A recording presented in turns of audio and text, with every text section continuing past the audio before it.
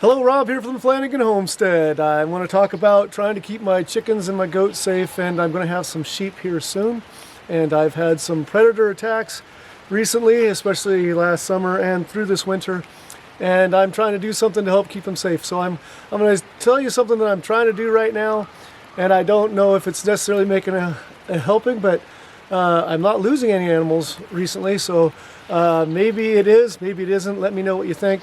I'm also, like I said, planning to buy some sheep next weekend, and I'm considering getting a livestock guardian dog, which I've never had one before, and I've had some concerns about them wanting to eat my chickens, because my sheep, goat, and chickens will all be in the same pasture, and I'm just wondering how that'll work. So if you have experience with livestock guardian dogs, let me know, or if you have any tips. But here's my story on losing. You know, if you have chickens and goats and whatnot, you're going to lose livestock occasionally, and it's never been really bad.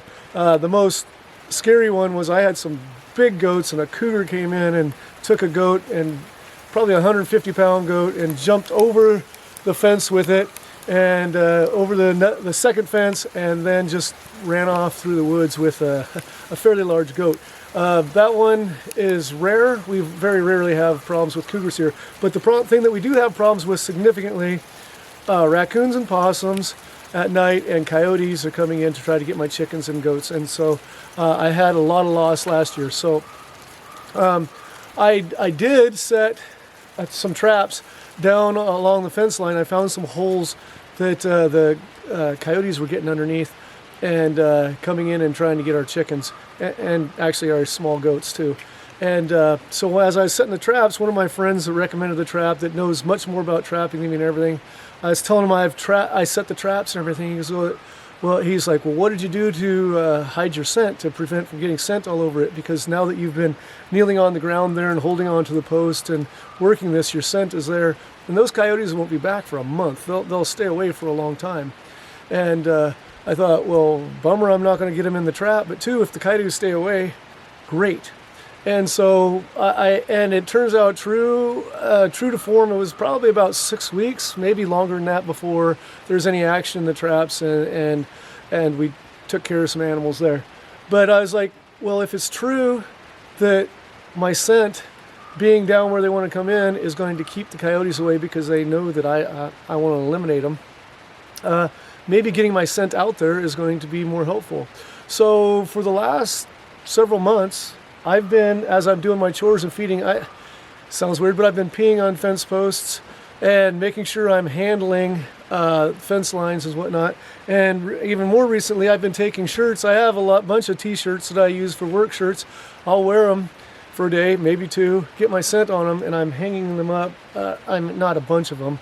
It's not like a Christmas tree, but occasionally setting a shirt out. This one I'm going to go take out and put on the fence line that's down between the woods and the creek canyon that, you know, it's pretty wild, and predators feel safe down in there as they come up from there. So I'm going to hang this on the fence, just trying to keep my scent there.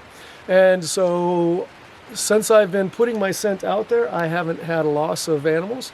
Hopefully this continues, but I don't know if it will. I'm going to continue to fix the fence.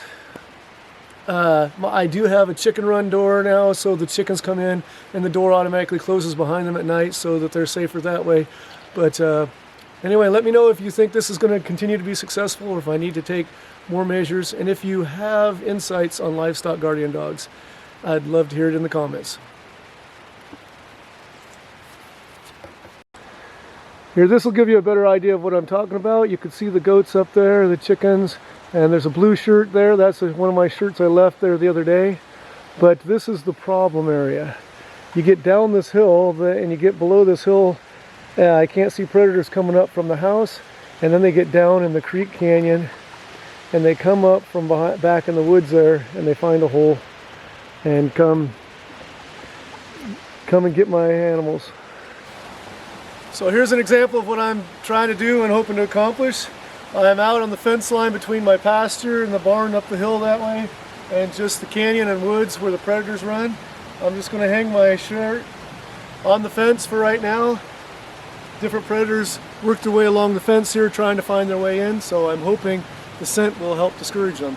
I've heard similar concepts with the livestock guardian dogs, even if they're not in the pasture at the time. If they've been in the pasture a long time, put their scent there, and been spraying the posts and whatnot, that predators will know that they're around and tend to be diverted.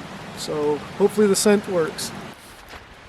Thanks for joining me on the Flanagan Homestead, where Christmas trees are my business, teaching and cleaning horticulture is my job, and outdoor projects are my passion. Hope to see you again soon. Be blessed, everyone. Next exciting times, my transplanted blueberry bush. The buds are starting to swell. We'll see bloom soon.